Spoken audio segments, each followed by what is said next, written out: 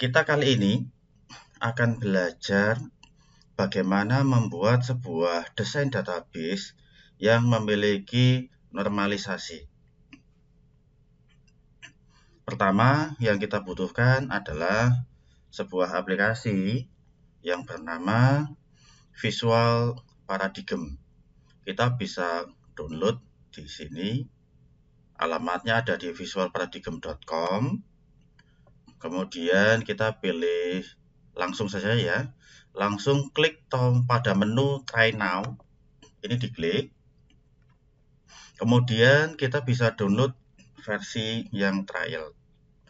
Kalau menghendaki versi yang community boleh, tapi untuk pelajaran kali ini kita akan menggunakan versi trial yang lebih lengkap karena kan dia enterprise ya. Nah, kalau sudah di-download, segera dilakukan instalasi sampai selesai, kemudian dijalankan.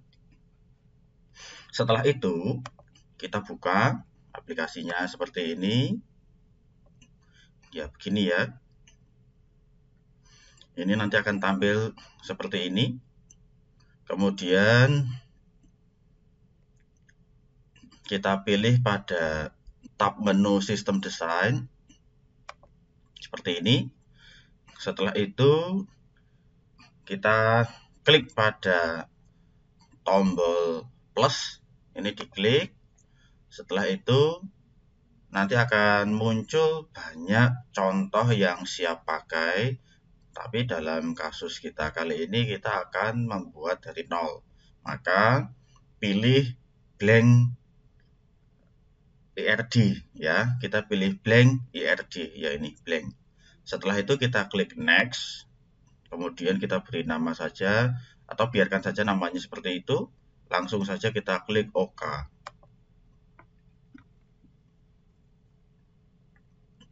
Tampilannya akan terlihat seperti di layar, ya seperti ini.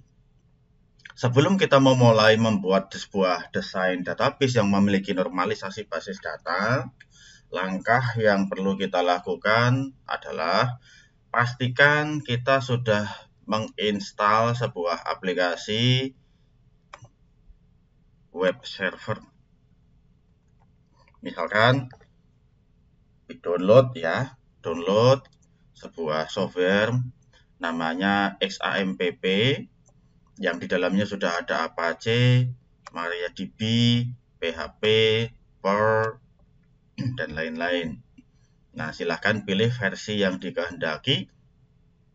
Jikalau sudah, silahkan diinstal sampai selesai. Kemudian kalau sudah, dijalankan aplikasinya. Saya contohkan ini yang sudah selesai diinstalasi. Jalankan saja.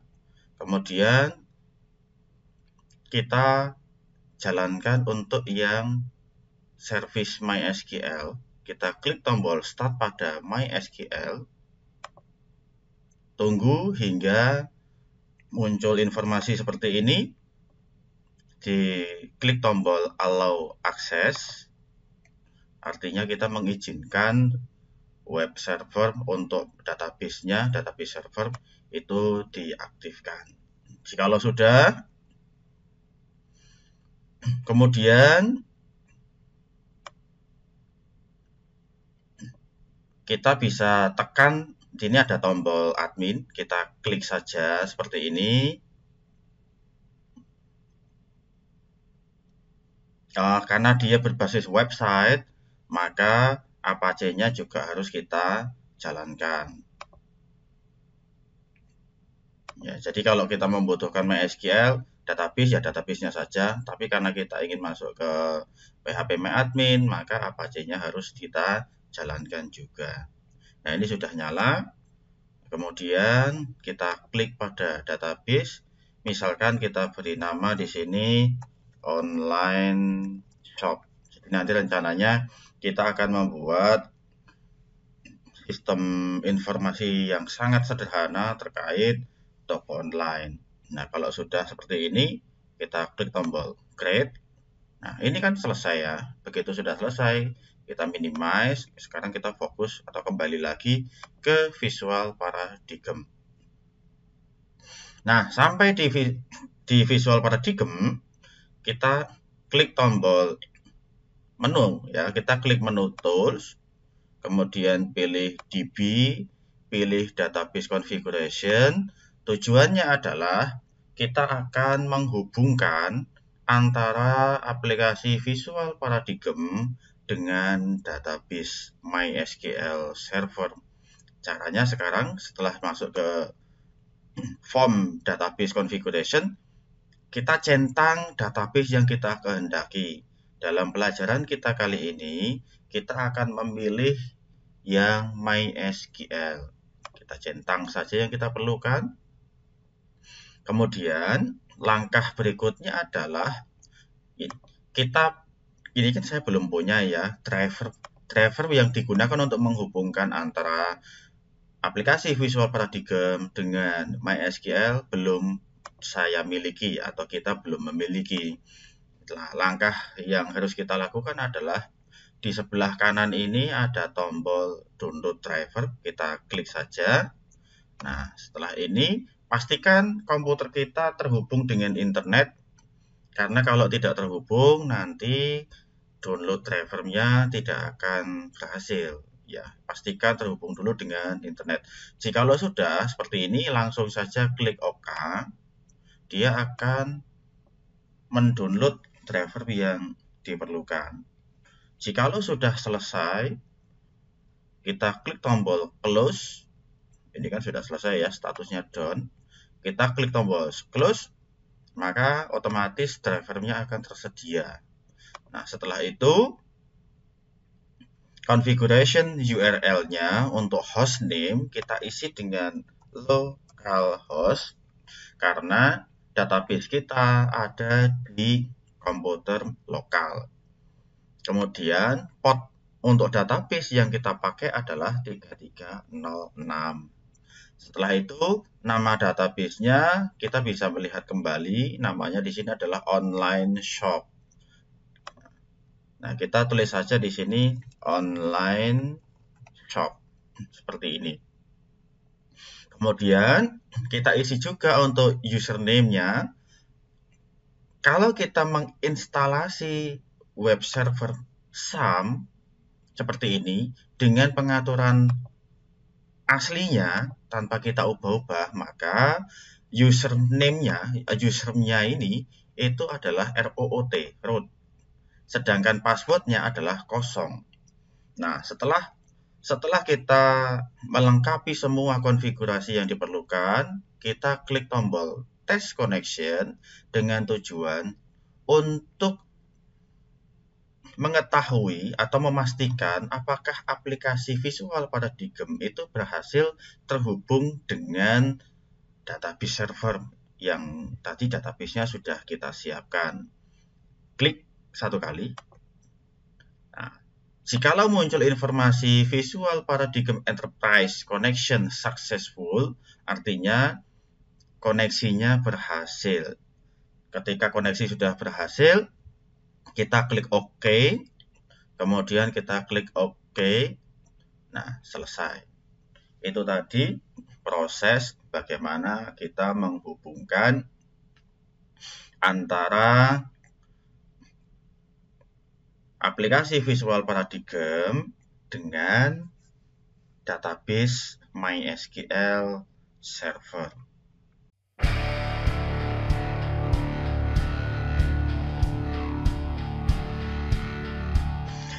Sekarang kita akan membuat desain sebuah database ya. Tadi database-nya namanya adalah online shop. Kita akan buat desain itu. Pertama, kita ketahui dulu menu-menu yang dibutuhkan. Nanti kita lebih banyak menggunakan panel menu yang ada di sebelah kiri seperti ini. Pertama, kita memerlukan yang namanya entity. Entity itu kalau di tabulasi kita memberi nama sebagai tabel. Tapi di entity relationship diagram itu disebut dengan entity. Ya, kita boleh menyebutnya dengan entity atau boleh menyebutnya dengan tabel, tidak apa-apa. Kemudian view di dalam database kita kenal dengan perintah view. Kita bisa pakai ini, tetapi ini dipakai sesuai dengan kebutuhan saja. Nah, yang paling penting dari semuanya, nanti kita akan memerlukan sebuah hubungan antara satu tabel dengan tabel yang lain atau antara satu entity dengan entity yang lain. Contoh di sini kan kita bisa lihat hubungan antara entity dengan entity yang lain itu one-to-one relationship, yang artinya satu tabel itu terhubung dengan satu tabel yang lain. Nah, kemudian ada lagi one-to-many, artinya data pada suatu tabel itu terhubung dengan banyak data di tabel yang lain. Kemudian ada lagi many-to-one relationship, yang artinya banyak data yang terhubung dari satu tabel ke data di tabel yang lain. Kemudian ada juga many-to-many relationship, yang artinya banyak data pada suatu tabel terhubung dengan banyak data pada tabel yang lain. Nah, kita bisa melihat juga di sini ada store prosedur yang biasa kita buat manakala di database kita memang memerlukan sebuah logic ya. Kemudian ini ada store prosedur result set untuk menghasilkan data. Biasa kalau kita mau ngambil data pakainya result set. Kemudian ada trigger. Trigger itu kita sudah pelajari ya di pelajaran database. Data trigger itu kalau misalkan kita membuat sebuah perintah menambah data di suatu tabel, maka tabel yang di-trigger itu akan ikut melakukan tugasnya. Ya, baik, ini sedikit saja informasi yang kita perlukan karena memang untuk membuat desain database tidak banyak, apalagi kita sudah belajar di materi database yang lain. Sekarang kita siapkan dulu entity 1 ya. Caranya kita klik ini, kemudian kita arahkan ke area kerja seperti ini. Di sini itu area kerja, kita klik begini ya. Nah, sekarang kita untuk memberi nama bisa dengan klik 2 kali seperti ini. Kemudian kita beri nama misalkan users. Kemudian setelah users, ini kita beri nama juga dengan nama products. Ini contoh yang dipakai menggunakan bahasa Inggris ya. Users, product. Ya, seperti itu. Kemudian kita tambahkan lagi yang disebut dengan transaksi. Seperti ini ya. Transactions.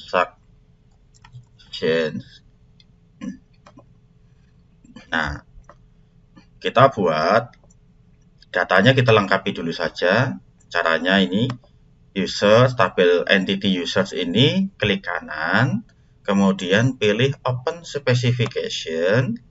Nah, dari sini kita klik menu kolom, kemudian klik tombol add.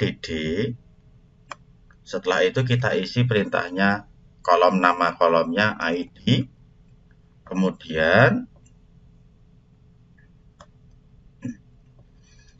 ID ini kita buat dia sebagai primary key, kemudian ID ini kita jadikan unique dan terindeks. Nah, apabila 3 ini kita centang, maka otomatis ID ini akan berlaku sebagai auto increment. Kita klik OK. Setelah itu kita tambahkan kalau di user itu ada yang disebut dengan username. Tipenya ini kita pilih saja yang varchar. Username-nya misalkan panjang karakternya 50. Kita buat tidak boleh kosong, wajib unik. kita klik OK. Maksudnya unik di sini adalah username itu tidak boleh sama antara satu user dengan user yang lain. Kita klik OK. Kemudian kita tambahkan lagi password. Nah, untuk password tipe yang kita pakai adalah varchar. Dengan panjang karakter kita biarkan saja di sini 255. Tujuannya adalah password itu nanti kan dienkripsi ya. Karena password dienkripsi dan hasilnya bisa panjang, hasil enkripsinya, maka panjang karakter pada kolom password kita biarkan saja panjang. Nah, kemudian ini no labelnya kita hapus, artinya tidak boleh kosong. Kemudian kita klik tombol OK. Setelah itu barulah kita lengkapi data yang diperlukan untuk user. Misalkan nama. Baik, silahkan teman-teman ikuti apa yang dicontohkan.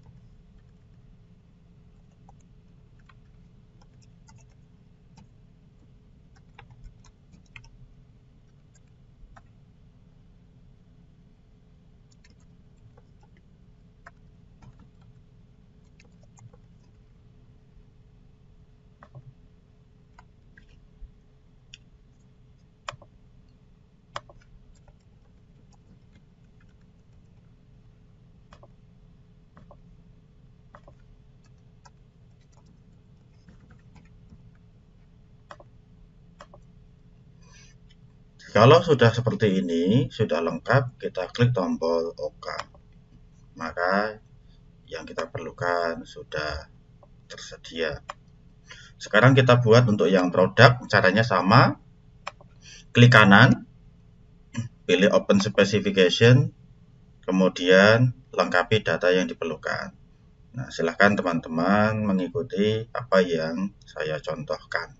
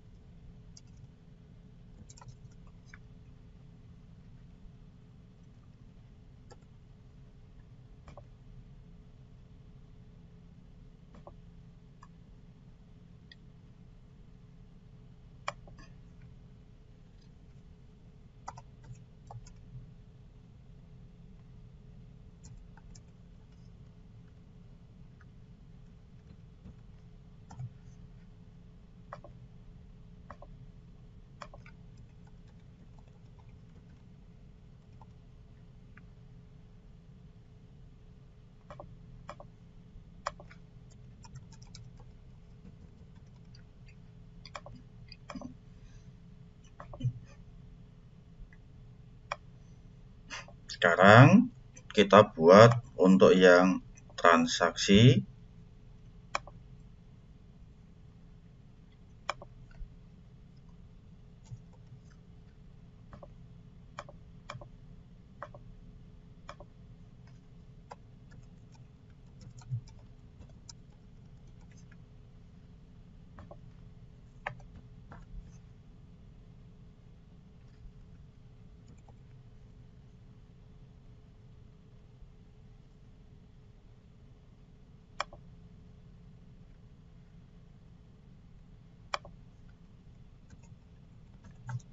kita tambahkan sebuah kolom namanya isValid ya, tujuannya untuk memeriksa apakah transaksinya itu benar sudah dilakukan atau memang valid itu ya.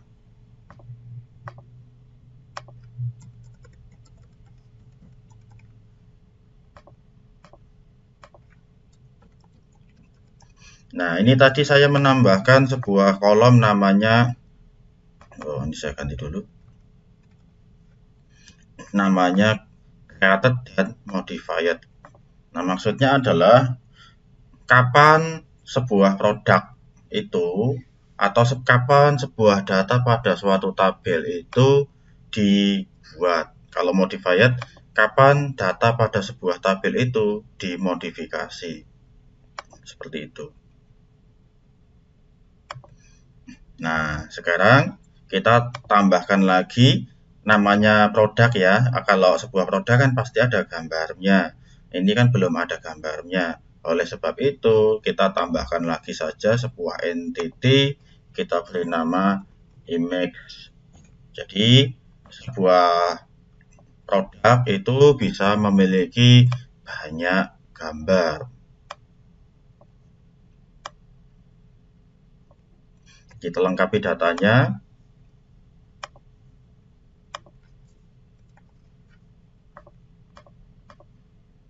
Silakan ikuti saja.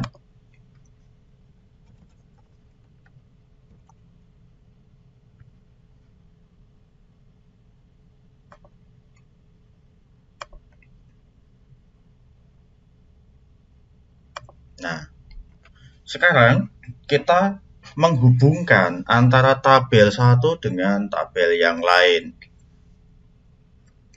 Logik yang kita pakai adalah seorang user entah itu sebagai admin atau sebagai member, dia memiliki banyak produk. Nah, satu orang memiliki banyak produk. Logikanya seperti itu. Berarti kita pilih di sini one to one, one to many, many to one, atau many to many. Kalau logiknya adalah satu orang memiliki banyak produk. Dari sini sudah sangat jelas kita memilih yang one to many. Satu orang memiliki banyak produk. Jadi kita pilih yang one to many. Setelah itu caranya untuk menghubungkan, klik pada tabel atau entity user, bebas kita klik di mana saja. Kita klik dulu, yaitu di tabel user. Saya contohkan seperti ini ya, klik. Setelah itu digerakkan, jangan dilepas ini jangan dilepas. Digerakkan, diarahkan kepada entity produk. Di entity produk, bebas diarahkan kemana saja, jikalau sudah dilepas. Nah, kalau sudah, sekarang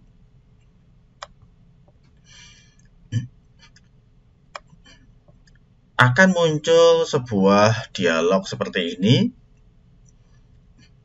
Ini ya, tabel user memiliki kolom ID yang rencananya akan direlasikan ke tabel produk. Caranya pada tulisan generate default column, ini silahkan diklik, kemudian pilih create column.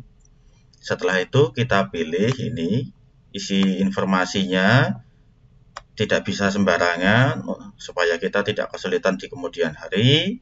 Ini ya.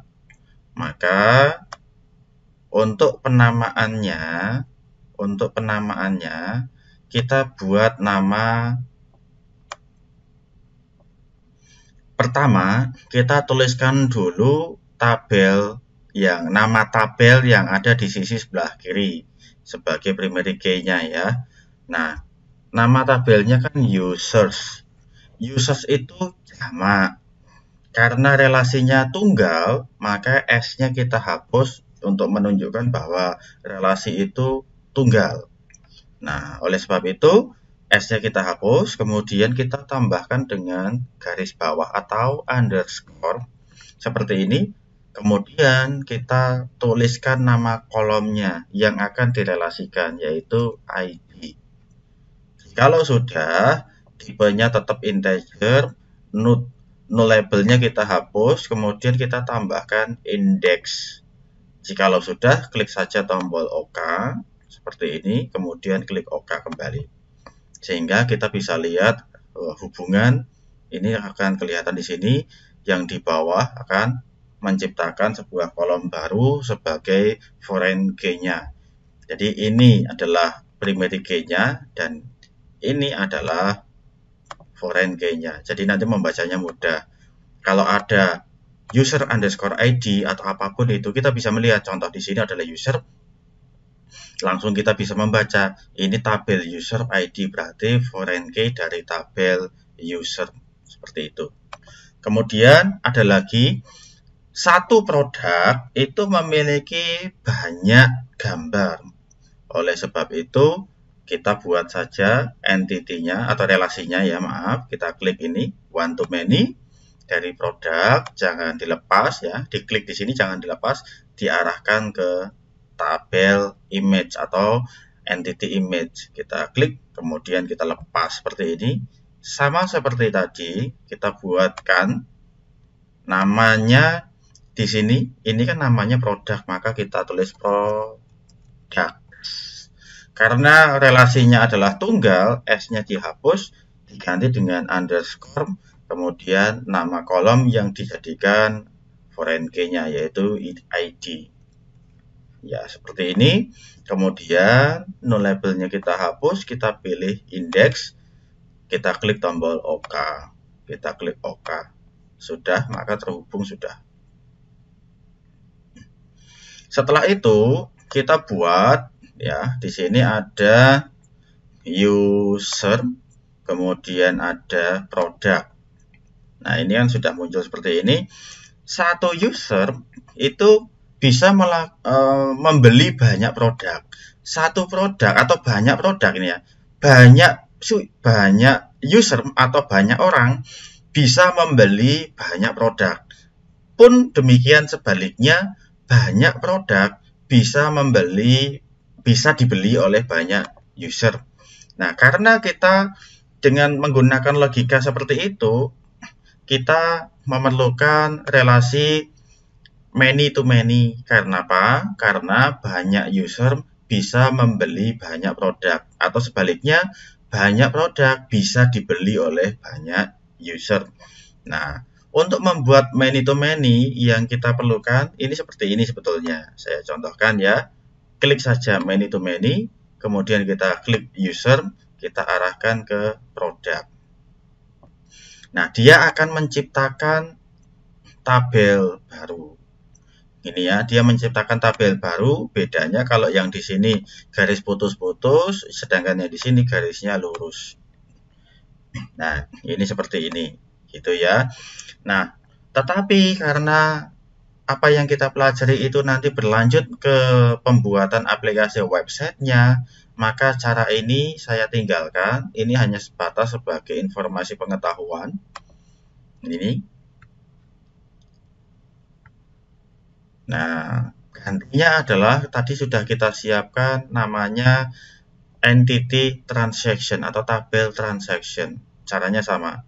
Karena ini relasinya kita atau tabelnya kita buatkan sendiri, maka kita pakainya one to many. Tujuannya adalah satu user bisa melakukan banyak transaksi terhadap banyak produk itu, dan begitu sebaliknya. Kita pilih one to many, kita klik user, kita arahkan ke transaction, kemudian kita tambahkan seperti tadi kolom namanya user ID.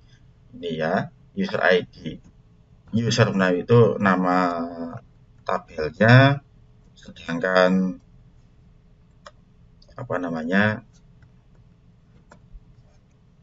sedangkan ID itu nama kolomnya.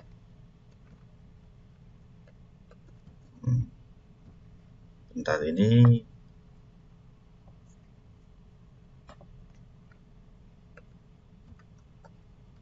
Oh iya, tombol underscore-nya nggak mau ditekan tadi. Ya baik, ini dihapus, ganti indeks, klik OK. Oke, selesai. Ya, ini sudah jadi seperti ini. Kita bisa arahkan agak ke atas. Setelah itu kita buat satu produk itu terdapat banyak transaksi atau dibeli oleh banyak orang. Nah, kita pilih one to many, dari produk kita klik, kita arahkan ke transaction. Dari sini kita buatkan namanya adalah produk ID. Ya, begini.